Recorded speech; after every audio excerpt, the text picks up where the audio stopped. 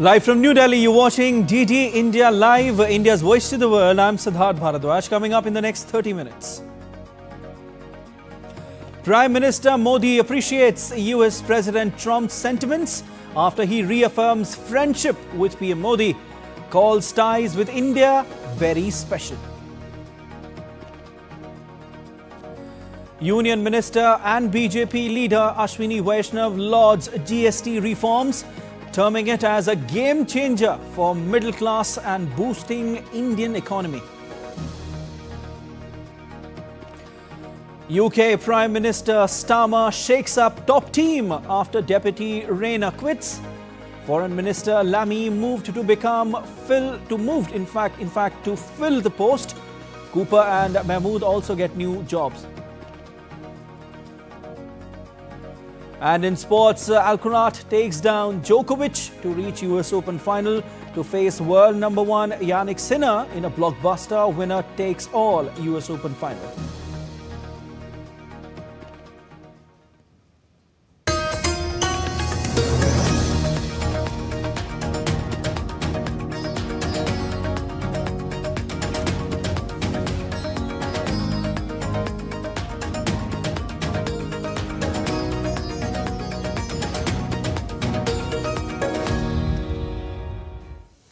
Prime Minister Narendra Modi has appreciated US President Donald Trump's comments on relations with India.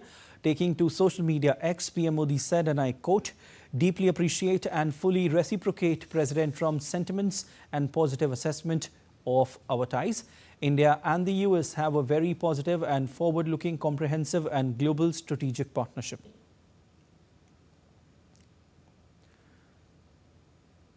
Earlier, Trump had described India-US ties as a very special relationship, saying he would always be friends with Prime Minister Modi. With Modi, he's great. Prime Minister, he's great. I'll always be friends, but I just don't like what he's doing at this particular moment. But India and the United States have a special relationship. There's nothing to worry about. Referring to Prime Minister Modi's social media post on India-US relations, External Affairs Minister Dr. S. Jaishankar said that PM Modi attaches enormous importance to the partnership with the US, adding that India remains engaged with the US. Prime Minister Modi obviously attaches enormous importance to our partnership with the United States. Where President Trump is concerned, he's always had a very good personal equation with President Trump. But the point is, look, we are engaged, we remain engaged with the United States, and at this time, I can't say more than that. And my colleague Jessica Taneja is joining me live in studio. Hi Jessica. With Donald Trump now terming the relationship between India and the US very special, it seems like it's a renewed push to strengthen the bilateral bond. What's your assessment, Says? Well, yesterday when we were at the press briefing of the MEA, we were told about how India and the United States continue to engage on many aspects as they have been in the past when it comes to trade. The United States is one of India's largest trading partners. We export $18 billion worth of goods. So certainly that relationship would have continued to build on a certain momentum. Yes, there were moments, the tense moments and allegations from senior Trump aides, from the likes of Peter Navarro to Howard Lutnick to Scott Bessent and even Steve Witkoff. We've seen the allegations that have been surfacing in the American media and to the American audiences in a very disrespectful way as well. And India kept its course. It continued to avoid all the noise and the nuisance that was out there on display and maintained that India and United States have had a stable and steady relationship in the last 2 decades, built on a certain momentum on the nuclear deal that was signed between the two, to now the Indian Prime Minister Narendra Modi making sure that America remains a close and important partner with whom we continue to engage. Given all the context and the kind of developments we've seen in the recent past, well, it will be important to see how the future plays out when it comes to the diplomacy between the two, because for India's part, it is looking for a more dependable diplomacy. There is enough inconsistency in the world, especially given the fraught tensions as well as the geo-economic conditions. Let's not forget climate change as well. Yeah. So multiple issues that India wants to address, not just reforms, but also taking into consideration and needs of growing economies. At the same time, understanding India's economic heft and what it aims to achieve at the world stage. So this relationship was going to be important and has certainly built on its strengths and weaknesses in the past, and will continue to gain momentum, Siddharth. Definitely, Jessica. I also want to ask you that from now, we've seen Donald Trump's statement when it comes to relationship between India and the US. How do you see the future of this relationship from here on? Well, there'll be a lot that the both sides will, of course, work on moving forward from here. There will be teams that will be engaged in, going further with the momentum they had built initially. You saw the Prime Minister had visited Washington, D.C., and as President Trump was also pointing out in that presser a short while ago, that he had a good time with the President at the Rose Garden. Yeah. So, of course, there has been a relationship, a personal relationship between the two leaders as well. That somehow will transcend and yield positive outcomes in the future moving forward. But then again, that is with a step of caution, given the kind of geopolitical theatre we're currently, presented with. It is difficult at this point to say whether it will be fruitful or how it goes.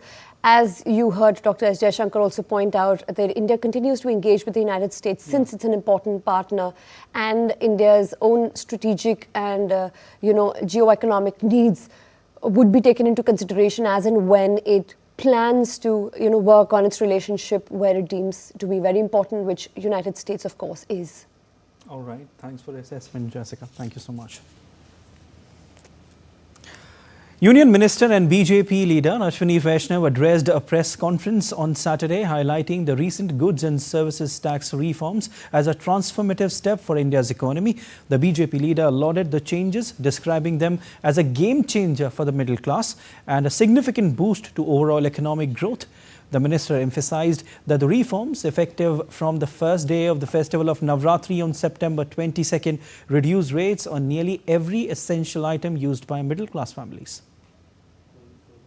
GST में reforms करके माननीय प्रधानमंत्री जी ने middle class परिवारों को एक बहुत बड़ी राहत दी है, बहुत बड़ा एक तोहफा दिया है। जीएसटी में जिस तरह के सुधार हुए हैं, ये सुधार हमारे देश के 140 करोड़ देशवासियों के जीवन में एक बड़ी राहत के रूप में आए हैं। आज माननीय प्रधानमंत्री जी ने, माननीय वित्त मंत्री जी ने जिस तरह का जीएसटी में रेट्स कम करके, एक रैशनलाइजेशन करके और जिस तरह से एक सिंप्लीफिकेशन करके एक बड़ा रिफॉर्म लाए हैं, उस रिफॉर्म से हमारे जन जन के जीवन में प्रभाव आएगा। Further, Union Minister Ashwini Vaishnav emphasized on the Finance Minister's assurance that the benefits of the GST reforms will reach every citizen, also adding that PM Modi has made clear decisions and executed them effectively. Her sector की जितनी भी federations हैं, जितनी भी councils हैं, सब ने बहुत क्लियर कहा है कि ये जो बेनिफिट है जीएसटी का जो बेनिफिट है वो सीधा का सीधा ट्रांसमिट करेंगे मध्यम वर्गीय परिवारों को, यूजर्स को, सभी देश के नागरिकों को ये बेनिफिट ट्रांसफर होगा। इंश्योरेंस का बेनिफिट भी ट्रांसफर में होगा। मोदी जी ने बहुत स्पष्ट तौर पे निर्णय लिए हैं और उन निर्णयों का एग्जीक्यूशन भी किया है। वित्त मंत्री जी ने बहुत स्पष्ट तौर पे कहा है कि she will keep a hawk's eye, very clear focus on making sure that the benefits of GST rate rationalisation are reaching the common man, every citizen, every family. The festival street of Toronto is overflowing with excitement. DD India's Munmun Bhattacharya caught up with few persons of Indian origin and a Canadian film enthusiast on their festival plans. There is all-round excitement about the 50th Toronto International Film Festival. 2 persons of Indian origin and 1 Canadian is right here with us. UV is an actor. He acts for Canadian shows here. UV, how excited are you about Indian representation this time around in TIFF? Oh, I'm very excited. I think it's growing now, just Indian representation in Hollywood in general. So seeing that representation at TIFF is great. Toronto is very multicultural. There's a lot of Desi people here, as you'll see just walking around the streets. So seeing all those movies, seeing all the big directors and writers also come here to check out Toronto and show us some love is great because the city gives love back. So it's always fun. Kavita, any particular movie that you're looking forward to seeing from the Indian basket? I am going to be watching Homebound. That's coming up, and I'm super excited about it. I mean, the cast is incredible. I've heard so many good things. And it's TIFF. We're going to have an industry event, the South Asian Canadian Filmmakers Federation, on Sunday. So we've got like A.R. Rahman coming, Tom Felton, Anurag Kashyap, and I'm just so excited to learn more about what they're bringing to the table, what is going to be screening here. It'll be great. Any particular movie that you plan to see here from the Indian side? I'm watching Homebound as well. I might check out Bandhan. I'm really trying to, the Bobby Deol and Anurag Kashyap movie. Its timings are so tough. There's so many things going on, but Homebound, I'm definitely going to that one. And what are the movies that you're looking forward to seeing here? I'm really looking forward to seeing Gail Maurice's Bloodlines, as well as Nika and Madison. There's also Hamlet that everyone's been talking about. There's so many great films, and like they were saying, that there's so much to see and not enough time to catch all of it. Absolutely. So much excitement here outside various theatres at the 50th Toronto International Film Festival with cameraman YK Loknath. This is Munmun Bhattacharya from Toronto for DD India. Devotees takes last glimpse of Lord Ganesha as they bid emotional farewell on last day of Ganesh Chaturthi on Sunday. Ganesh Chaturthi is a 10-day Indian festival that honours the birth of Lord Ganesha. Devotees bring clay idols in homes and public pandals for 10 days of worship before they are immersed in holy water. It is believed that the god who comes to the earthly realm on Ganesh Chaturthi returns to his celestial abode after immersion.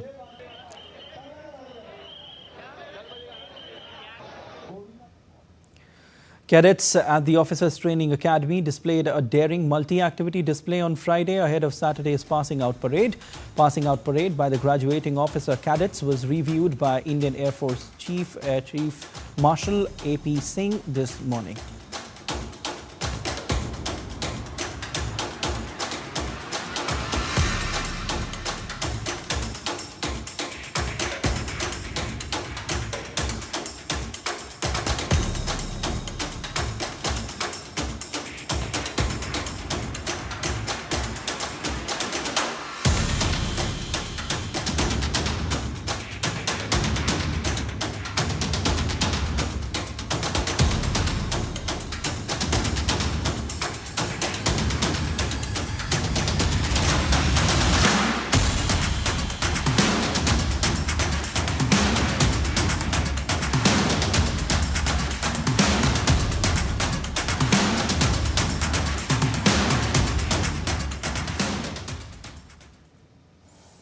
The 21st edition of the India-US Joint Military Exercise Yuddhabhyas has begun at Fort Wainwright, Alaska, USA.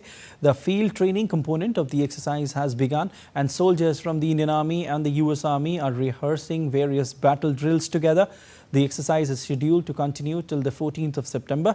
Over the 2 weeks, troops will rehearse a spectrum of tactical drills including heli-borne operations, employment of surveillance resources and unmanned aerial systems, rockcraft, mountain warfare, casualty evacuation, combat medical aid and the integrated use of artillery, aviation and electronic warfare systems. Chief of Army Staff General Upendra Dwivedi lauded the role of Indian Army into building a developed nation. Addressing Georgians' centenary celebrations at Zorawar Auditorium, Manekshaw Centre in Delhi, Army Chief General Upendra Dwivedi said that the Army not just protect the borders but also bring prosperity to the remote areas and connect with civil administrations. India stands at the cusp of transformation or age of accelerated transition. In this complex geopolitical maze, the world is looking at us for values, inspiration, and leadership. The Army is contributing towards nation building in a big way too. We are not only defending the border states, but we also bring prosperity to those remote areas, connect with the civil administration, and participate in relief work in case of a disaster-like situation. We have undertaken water conservation projects, soil conservation projects, tree plantations, solar power projects, green hydrogen project at Trishul, saving wildlife, and many other environmental causes to make our country a better place to live for future generations. Still to come on this edition of DD India Live. Israeli Defense Force urges Gaza residents to leave for humanitarian zone.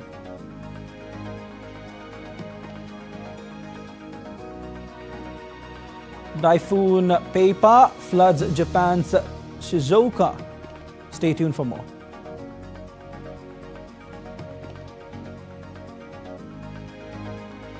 And Luis Suarez apologizes for League's Cup final incident.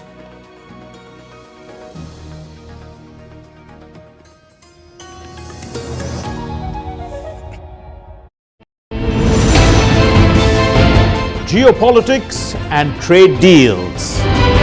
Economic challenges amid development.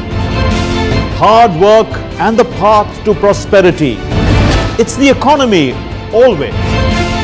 Between walkers, money is what money does and says.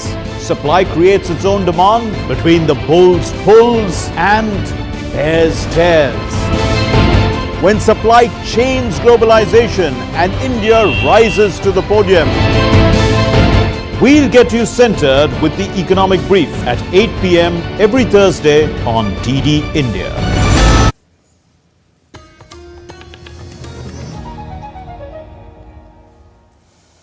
You're watching DD India Live. I am Siddharth Bharadwaj. The Israeli army called on Gaza city residents on Saturday to relocate to the Al-Mawasi humanitarian zone in southern Gaza ahead of a planned military operation targeting the city, the region's largest urban center. In a social media post, army spokesman Aviche Adrei advised residents to move early, noting that thousands had already joined the designated safe area. Authorities emphasized the evacuation as a precautionary measure to ensure civilian safety.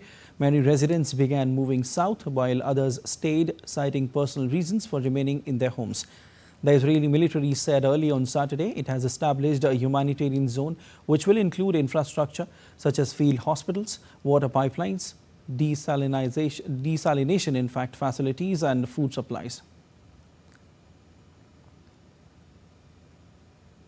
US President Donald Trump escalated his criticism of the European Union on Friday after Brussels fined Alphabet's Google $3.45 billion for alleged anti-competitive conduct in its ad tech business.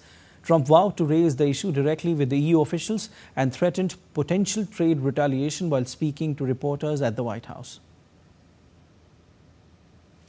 We're upset with the European Union because of what's happening with not just Google, but with all of our big companies. They just, hit them with these unbelievable fines, $17 billion and $14 billion. And they use that money to run Europe. It's almost become like common. It's almost become a yearly occurrence, like it's a tax. Trump has further labeled the action unfair and discriminatory and said he's considering launching a Section 301 investigation, a legal tool under the 1974 Trade Act. The act allows the U.S. to penalize foreign measures deemed unjustifiable or burdensome to American commerce. On its part, the European Commission said Google favored its own display advertising technology services, reinforcing its AdX exchange's central role in the ad tech supply chain and enabling the company to charge high fees at the expense of rivals and publishers. The watchdog said the conduct has persisted since 2014 and ordered Google to stop self-preferencing and address inherent conflicts of interest.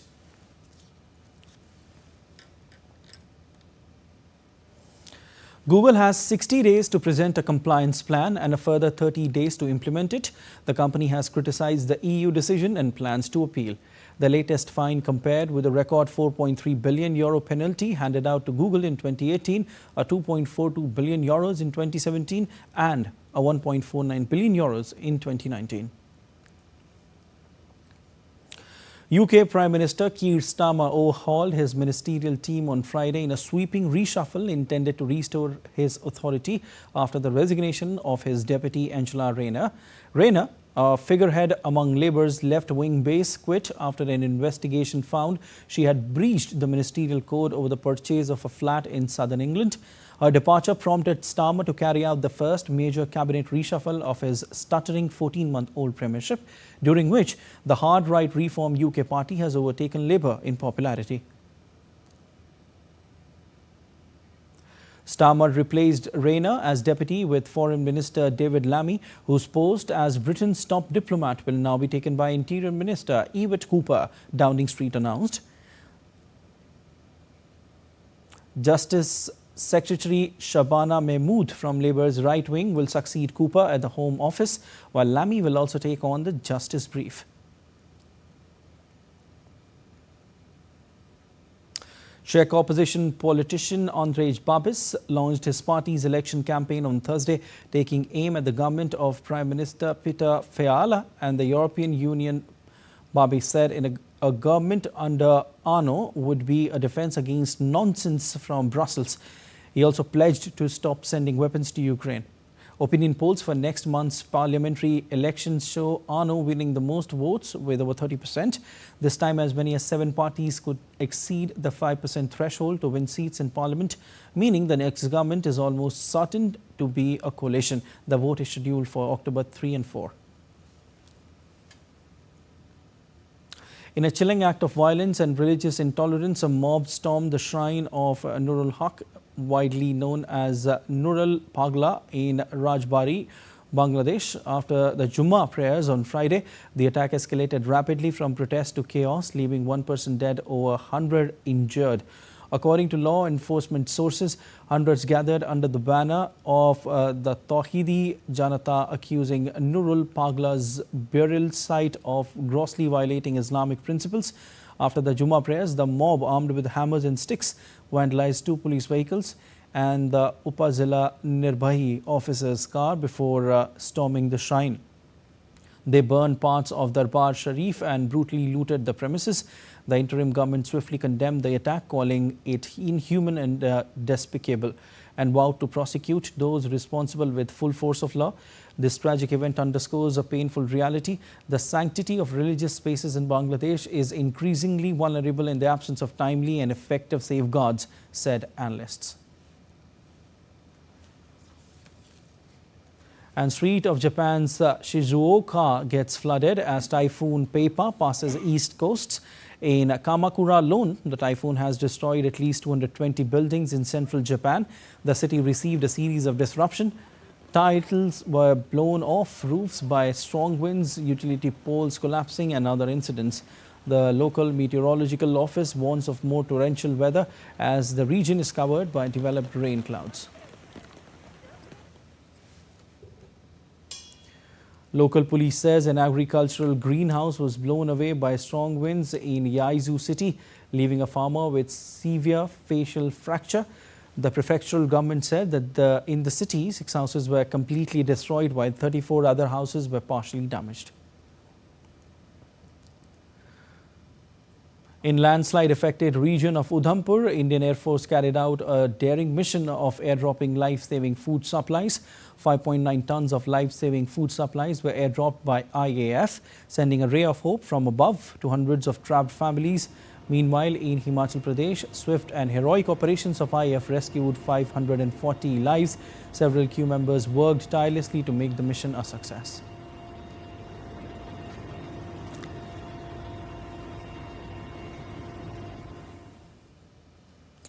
All India Institute of Medical Sciences in Delhi has deployed a team of doctors to extend medical relief to flood-affected areas of Punjab and northern India.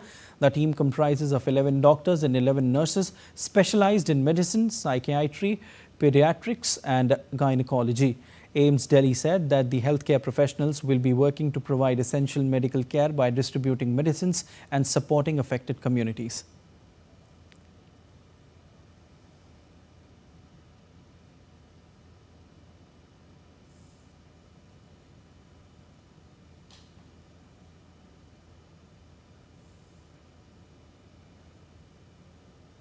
And in US Open, 5-time Grand Slam champion Carlos Alcaraz took down 24-time major winner Novak Djokovic with clinical precision to reach the US Open final. The 22-year-old Alcaraz advanced to his 3rd consecutive Grand Slam final with a 6-4, 7-6, 6-2 victory over the Serbian. He has won 45 of his last 47 matches and made the final at 8 straight tournaments. Spaniard hasn't dropped a set as he pursues his 6th major title and 2nd at Flushing Meadows.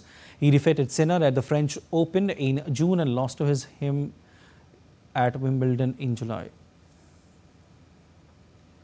World number 1 Yannick Sinner has set a blockbuster winner-takes-all US Open final with Carlos Alcaraz after defeating Felix Auger-Aliassime in the 2nd semi-final.